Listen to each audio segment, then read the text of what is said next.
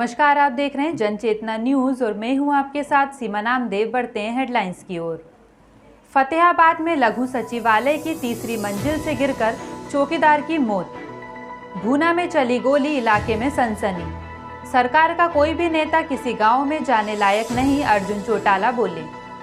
3 शिक्षकों ने मुर्गा बना 40 छात्रों को पीटा, एक को मेडिकल कॉलेज किया रेफर, परिजनों में आक्रोश। फतेहाबाद में सोल्ड टिकट बेचते हुए पकड़ा गया रोडवेज का कंडक्टर, फ्लाइंग टीम ने रंगे हाथों पकड़ा। अब खबरें विस्तार से।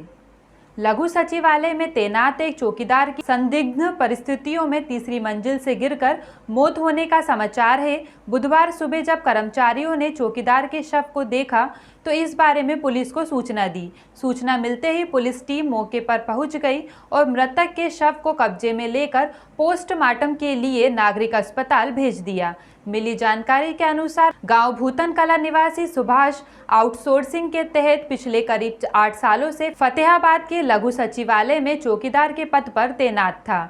सुभाष आरटीओ विभाग में चौकीदार था और मंगलवार रात को उसकी ड्यूटी थी। बुधवार सुबह जब कर्मचारी कार्यालय में पहुंचे तो उन्होंने वहां सुभाष के शव को देखा और इस बारे में पुलिस को सूचना दी। अंदेशा जताया गया है कि सुभाष रात को चेकिंग के दौरान तीसरी मंजिल से नीचे झांकने लगा तो इसी दौरान वे नीचे आ गिरा। उसकी मौत हो गई। पुलिस ने शव को कब्जे में लेकर जांच शुरू कर दी है। एक चौकीदार है सतीश कुमार, वो गाड़ियां देखने के लिए, मोटरसाइकिल या किसी जान पहचान वाले बंदे को देखने के लिए तीसरी बिल्डिंग में खिड़की का शीशा टूटा, वहाँ से देखने के लिए कई बार ड्रिंक करके आ जाते हैं तो वो गिर गए तीसरी मंजिल से। कब की घटना है? ये रात की घटना हो सकती है, हमने सुबह देखा इनको। क्या नाम है उसका? 7 बजे। सतीश कुमार। ये कहाँ के रहने वाला है? भूतन कला। और कितने टाइम से यहाँ है? ये 8 साल से तकरीबन यहाँ है जी। भगवान। आप यहाँ क्या करते हैं? मैं चौकीदार हूँ सर, जिला परिषद में। आए दिन कहीं ना कहीं से अपराध की घटनाएं सामने आ रही हैं। फतेहाबाद के भूना में गोली चलने से एक दंपत्ति गंभीर रूप से घायल हो गए। दोनों को स्थानीय सामुदायिक स्वास्थ्य केंद्र में भर्ती कराया गया, जहां पर उनका इलाज चल रहा है। वारदात के बाद से इलाके में दहशत का माहौल है। सूचना मिलने के बाद पुलिस भी मौके पर पहुंच गई और मामले की जांच पड़ताल में जुट गई है। गहनता के साथ उच्च अधिकारी जांच कर रहे हैं। जानकारी के मुताबिक आज भूना के प्राचीन शिव मंदिर के पास गोली चल गई, जिसमें एक दंपत्ति घायल हो गए। हालांकि अभी ये पता नहीं चला है कि गोली किन कारणों से चली है। फायरिंग की आवाज़ सुनते ही लोग सहम गए। पूरे इलाके में कुछ ही देर में सनसनी फैल गई। इसके बाद आसपास के लोगों ने पुलिस को इस वारदात की सूचना दी, जिसके बाद पुलिस मौके पर पहुंची। बाद में दोनों को घायल अवस्था में इलाज के लिए अस्पताल में भर्ती कराया गया। वारदात की सूचना मिलने के बाद उच्च अधिकारियों के साथ पुलिस की टीम मौके पर पहुंची, जहां पर उन्होंने घटनास्थल का जायजा लिया, आसपास में मौजूद लोगों से बातचीत की और गोली चलने से संबंधित जानकारी जुटाने की कोशिश की। पुलिस अधिकारी ने बताया कि फायरिंग किस वजह से हुई अभी इसका पता नहीं चला है। सभी पहलुओं को ध्यान में रखकर जांच की जा रही है। जल्द ही इस मामले का खुलासा किया जाएगा। इंडियन नेशनल लोक अदालत द्वारा 25 सितंबर को जींद में आयोजित सम्मान समारोह को लेकर पूरी इनेलो पार्टी गांव-गांव, गली-गली प्रचार एवं प्रसार में जुटी है। इसी कार्यक्रम के तहत इंडियन नेशनल स्टूडेंट ऑर्गेनाइजेशन के प्रदेश अध्यक्ष अर्जुन चौटाला गत रात्रि फतेहाबाद पहुंचे और एक जनसभा को संबोधित किया। इस दौरान इनेलो नेता ने जिला के शहरी प्रधान रमेश अरोड़ा के घर चाय पी और जनचेतना चैनल से बात करते हुए कहा कि मौजूदा सरकार का कोई भी नेता किसी भी गांव में जाने के लायक नहीं रहा। एलानाबाद उपचुनाव के बारे में उन्होंने कहा कि सरकार वहां के लोगों के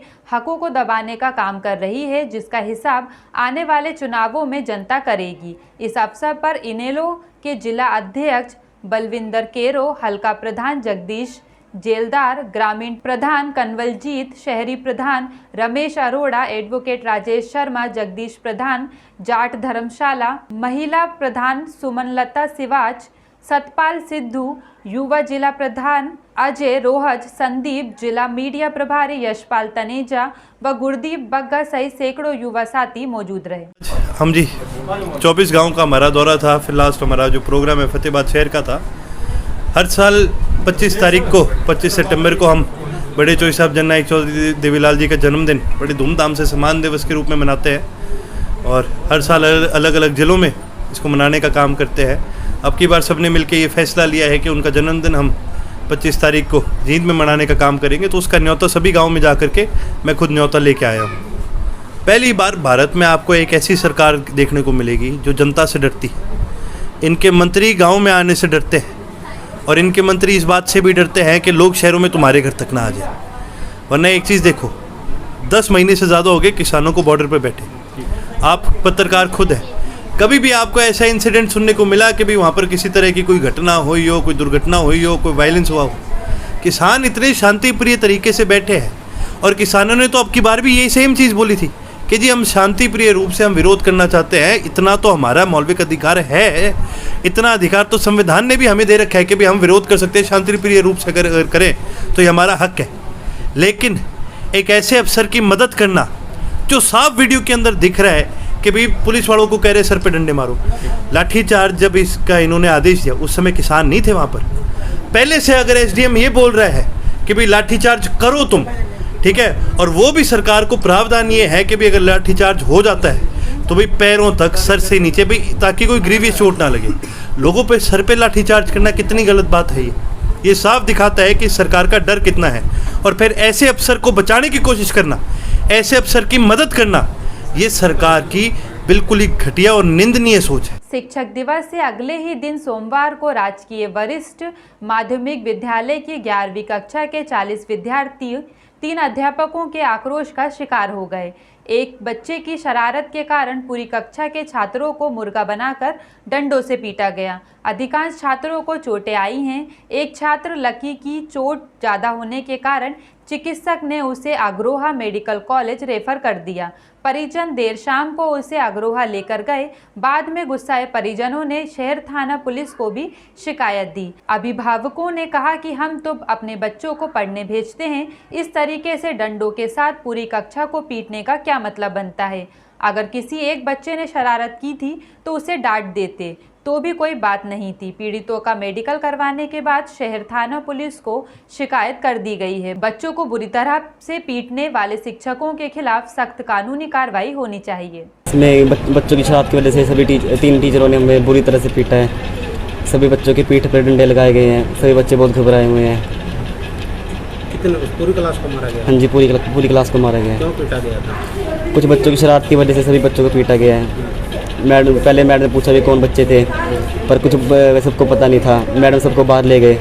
बाहर ले जाने के बाद सबको किसी को काम पता नहीं था, तो मैडम ने सबको पीटना शुरू कर दिया। पढ़ावा सरकारी में पढ़ा करता है, केवड़ा किसने के गुस्ताखी करी है, यहाँ आगे बैठे हैं। बाकी मैडम ने बेरा खुद उगाई, खुद बच्चे कितने लठ मारे बेरहमित है। ये गरीब आदमी पढ़ावा तो नू चलो वो बच्चे सरकारी में पढ़ देंगे, सरकारी में नू मारे गंडासा न करते हैं। ये वो रूल थोड़े बच्चे। शाम को भी मुझे इस बारे में पता लग गया था, कुछ न्यूज़पेपर की ओर से मेरे पास फ़ोन आया था। और आज सुबह मॉर्निंग में मैंने बीओ साहब से बात की, टोहाना के बीओ के। गवर्नमेंट सीनियर सेकेंडरी टोहाना में कल कुछ टीचर्स ने, जैसा कि मुझे बताया गया, क्लास के एक पूरी क्लास की सामूहिक पिटाई की।